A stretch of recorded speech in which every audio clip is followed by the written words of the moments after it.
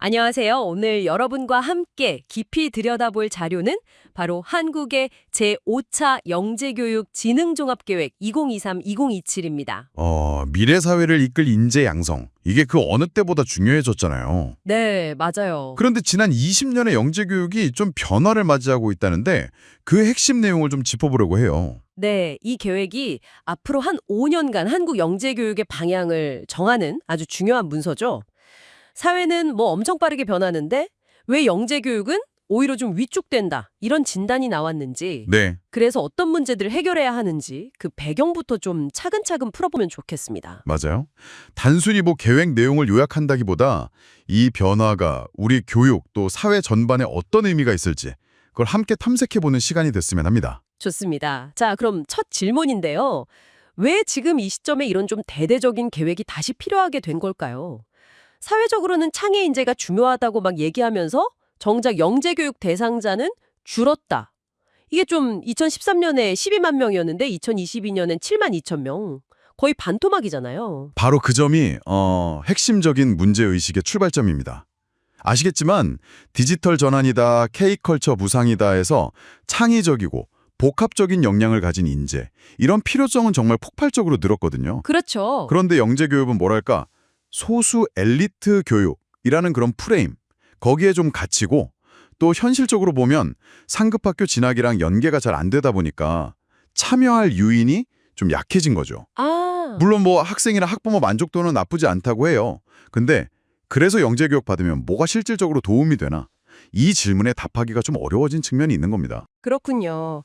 단순히 기회가 줄어든 것도 문제지만 기회가 있다 해도 너무 편중되어 있다는 지적도 있었어요. 특히 잠재력이 아주 뛰어난 고도 영재 있잖아요. 이 발굴이나 지원 시스템이 좀 미흡하다. 2016년 이후에 선정 사례가 딱 한 건이라는 건 정말 놀랍던데요. 네, 그 부분도 상당히 심각하고요. 또 소외계층 지원 부족 문제도 여전합니다. 근데 그뿐만이 아니라 분야 쏠림 현상, 이것도 아주 심각해요.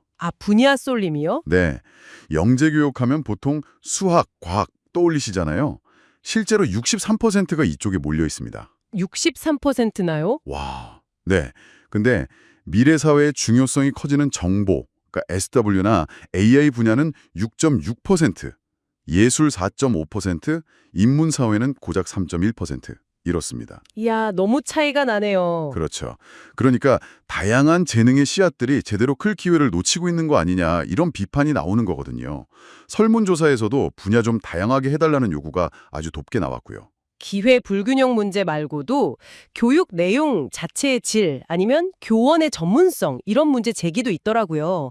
일부 학교 영재학급 프로그램은 그냥 일반 교육과정 심화반이랑 큰 차이 없다 이런 인식도 있다고 하고요. 맞습니다. 기관별 역할 분담이나 특성화도 좀 부족하고요. 그러니까 영재 학생들의 좀 특별한 요구를 채워준다기보다는 기존 교육의 연장선, 이런 느낌에 머무르는 경우가 있다는 거죠.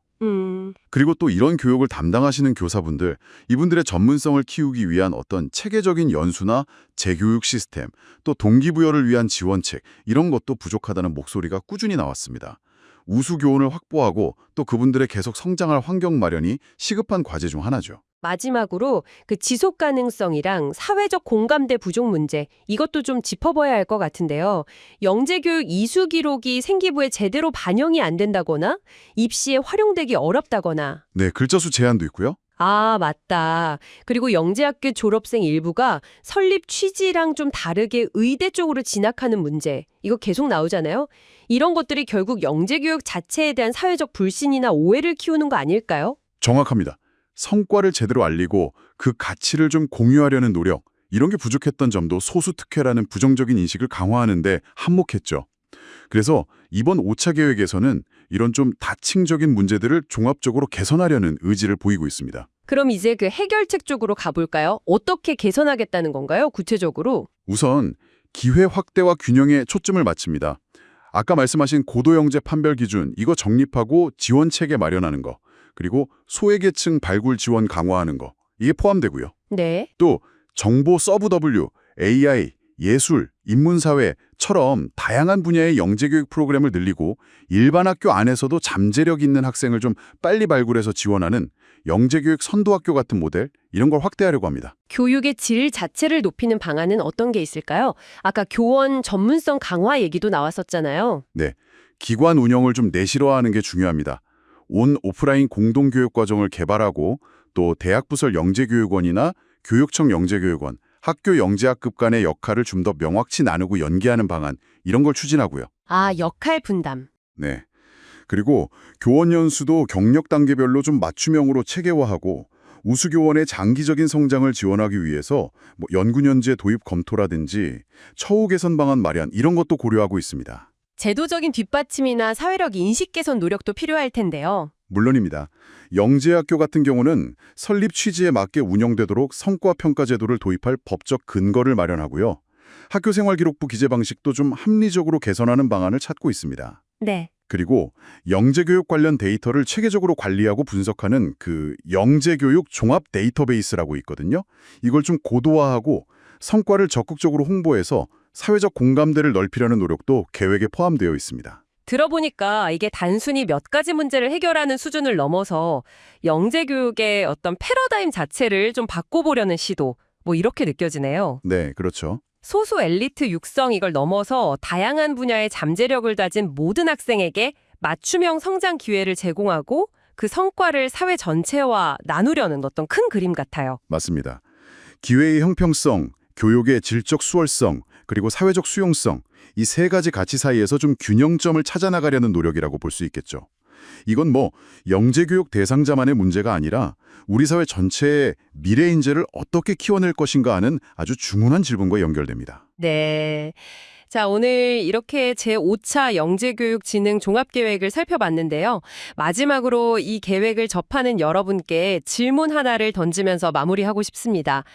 영재교육의 진정한 성공, 이걸 우리는 무엇으로 평가해야 할까요? 단순히 명문대 진학률이나 특정 분야 전문가 배출 숫자, 이걸 넘어서서요. 발굴된 재능이 개인의 행복한 삶, 그리고 우리 사회 발전으로 좀 자연스럽게 이어지게 하려면 이 계획들이 현장에서 정말 뿌리내리는 과정에서 우리는 무엇에 더 주목하고 또 어떤 노력을 보태야 할까요? 한번 깊이 생각해 보시면 좋겠습니다.